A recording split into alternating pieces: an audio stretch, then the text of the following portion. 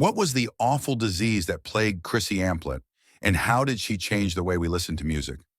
Today, we explore the life and legacy of Chrissy Amphlett, the dynamic frontwoman of the Divinyls, known for her rebellious spirit and distinctive voice, and explain what ultimately took her life. Chrissy, born Christine Joy Amphlett on October 25, 1959, in Geelong, Victoria, Australia, was the second daughter of Jim and Mary Amphlett. Her father was a World War II veteran and business owner, and her mother worked at the local post office.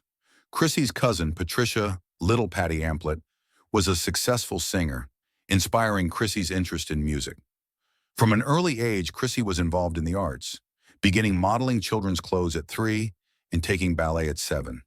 Although initially steered toward a theater career by her mother, Chrissy's passion shifted toward rock music. At just 15, she ventured to Europe, traveling through England, France, and Spain.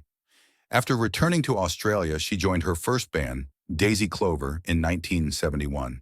Her musical journey continued as she joined the country rock band One Ton Gypsy, where she began experimenting with drugs while working to support herself. In 1979, Chrissy moved to Sydney, where she met guitarist Mark McEntee. The two, along with bass player Jeremy Paul, formed the Divinyls in 1980 after a series of early musical ventures. The band's name was chosen during a shopping trip when Chrissy remarked that everything was divine.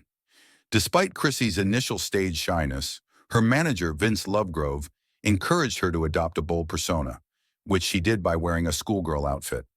This image, paired with her fiery performances, attracted attention and controversy. The Divinyls sound was considered hard rock with a pop sound, and Chrissy had a hand in writing most of their music. The band first gained recognition in 1981 with their hit Boys in Town, followed by their mini-album Music from Monkey Grip, which also featured Chrissy in a starring role in the film Monkey Grip. By the time they recorded Desperate in 1983, Chrissy's raw and powerful voice was the band's defining feature. The album included the hit Science Fiction and helped establish the Divinyls as one of Australia's top rock acts. The band faced internal struggles in the mid-'80s, with Chrissy's relationship with McEntee being tumultuous and extremely toxic. She also began battling substance abuse as she went down a downward spiral.